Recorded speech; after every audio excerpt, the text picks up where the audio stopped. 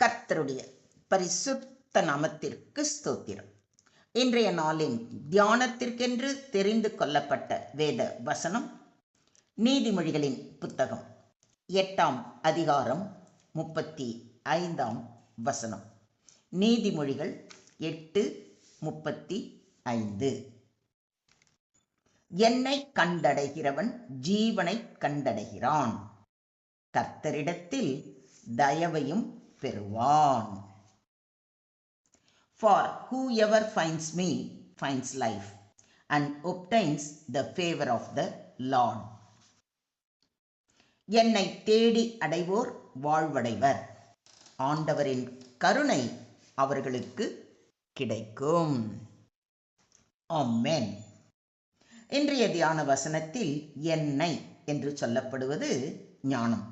இந்த அதிகாரம் முழுவதும் ஞானம் ஒருவரை போல பேசி அழைக்கிறது. எனவே இந்த வசனத்தின் பொருள், யார் ஞானத்தை கண்டடைகிறார்களோ அவர்கள் உண்மையான ஜீவனையும் தேவனுடைய அருளையும் பெறுகிறார்கள் என்பதை. இது குறித்து சற்று விரிவாக தியானிப்போம். என்னை கண்டடைகிறவன், அதாவது ஞானத்தை தேடும் மனதை உடையவன். இங்கு ஞானம் என்பதில் தேவனுடைய வார்த்தை, தேவனுடைய சிந்தனை, தேவனுடைய வழி நடத்தல், தேவனுடைய சரியான முடிவு எடுக்கும் திறன் எல்லாம் அடங்கும். ஞானம் யார் வேண்டுமானாலும் போய் எடுத்துக்கொள்ளக்கூடிய ஒன்று அல்ல. அதை தேட வேண்டும், கேட்க வேண்டும், அதை பற்றி கொள்வதற்கு உழைக்க வேண்டும். ஜீவனை கண்டடைகிறான் என்று சொல்லப்பட்டிருப்பதை கவனியுங்கள். இங்கு உடல் ஜீவனை அல்ல, ஆன்மீக ஜீவனை கண்டடைகிறான். ஞானத்தை கண்டடையும் போது தவறான பாதையிலிருந்து பாதுகாப்பு, அழிவில் இருந்து மீட்பு, நன்மையுள்ள வெற்றியுள்ள வாழ்க்கை, தேவனோடு சரியான உறவு, இவை அனைத்தும் கிடைக்கின்றன. ஞானம் நம் வாழ்க்கை முடிவுகளை சரியாக மாற்றுவதால் உண்மையான நிறைவான வாழ்க்கை பிறக்கிறது. அதுவே வேதாகமம் ஜீவன் என்று அழைக்கிறது. கர்த்தரிடத்தில் தயவையும் பெறுவான் என்று சொல்லியிருப்பது தேவனுடைய கிருபை. ஞானம் எங்கிருந்து வருகிறது? கர்த்தரிடத்திலிருந்து.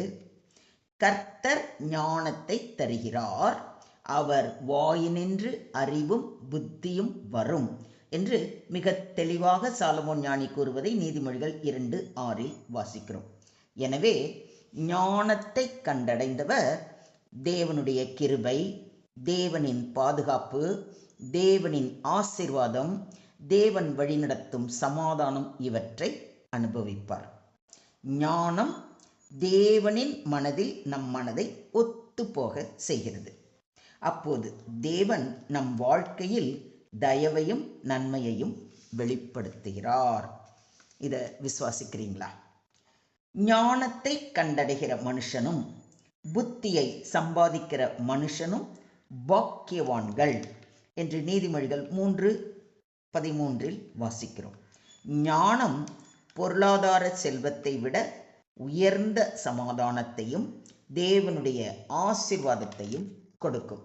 அதனால்தான் சாலமோன் ஞானி மிக அழுத்தமாக ஞானமே முக்கியம், ஞானத்தை சம்பாதி, எண்ணத்தை சம்பாதித்தாலும் புத்தியை சம்பாதித்துக்கொள் என்று வலியுறுத்துவதை நீதிமொழிகள் 4:7 வாசிக்கிறோம். வாழ்க்கையில் எவ்வளவு சம்பாதித்தாலும் எவ்வளவு கிடைத்தாலும் ஞானம் இல்லை என்றால் எல்லாம் வெறுமை. எனவே முதன்மையாக தேட வேண்டியது ஞானமே. அதனால்தான் ஞானம் மிக அழகாக சொல்கிறது, என்னை சிநேகிக்கிறவர்களை நான் சிநேகிக்கிறேன், அதிகாலையில் என்னை தேடுகிறவர்கள் என்னை கண்டடைவார்கள் என்று. ஞானம் தானாக கிடைக்காது. ஆர்வத்தோடும் தியாகத்தோடும் தேடுபவர்களுக்கு மட்டுமே கிடைக்கும். என்னாலே உன் நாட்கள் பெருகும், உன் ஆயுசின் வருஷங்கள் விருத்தியாகும் என்று சொல்லி இருப்பதை நீதிமொழிகள் 9:11 வாசிக்கிறோம். ஞானம் தேவையில்லாத தவறுகளை தவிர்க்கச் செய்து ஆயுளையும் சமாதானத்தையும் அளிக்கிறது. நான் உலகத்திற்கு ஒளியாய் இருக்கிறேன், என்னை பின்பற்றுகிறவன் இருளிலே நடவாமல் ஜீவ ஒளியை அடைந்திருப்பான் என்று நம்முடைய ஆண்டவராகிய இயேசு கிறிஸ்து கூறுவதை யோவான் 8:12 வாசிக்கிறோம். கிறிஸ்துவானவர்தான் ஞானத்தின் மூலாதாரம். அவரை பின்பற்றுகிறவர்கள் இருளிலே நடக்க மாட்டார்கள். நானோ அவைகளுக்கு ஜீவன் உண்டாயிருக்கவும் அது பரிபூரணப்படவும் வந்தேன் என்று இயேசு கிறிஸ்து கூறுவதை யோவான் 10:10 வாசிக்கிறோம். இயேசு தரும் ஜீவன் வெறும் சுவாசம் அல்ல, நன்மை, சமாதானம், நிறைவு மற்றும் நித்திய ஜீவனம். மொத்தத்தில் இன்றைய தியான வசனம் மூலம் நாம் கற்றுக்கொள்ளும் பாடம் ஞானத்தை தேடுவதின் அவசியம். ஞானம் தேவனிடமிருந்து வருகிறது. ஞானம் அழைக்கிறது, காத்திருக்கிறது. அதை தேடுபவர்களுக்கே அது வெளிப்படும். ஞானத்தை நாம் தினமும் தேட வேண்டும். வேத வாசிப்பு, ஜெபம், தியானம் மூலமாக அனுதினமும் நாம் ஞானத்தை தேட வேண்டும். ஞானம் ஜீவனை அளிக்கிறது, தவறான பாதையிலிருந்து காப்பாற்றுகிறது, சரியான முடிவுகளை எடுக்க உதவுகிறது, சமாதானமும் நிறைவான வாழ்வும் தருகிறது.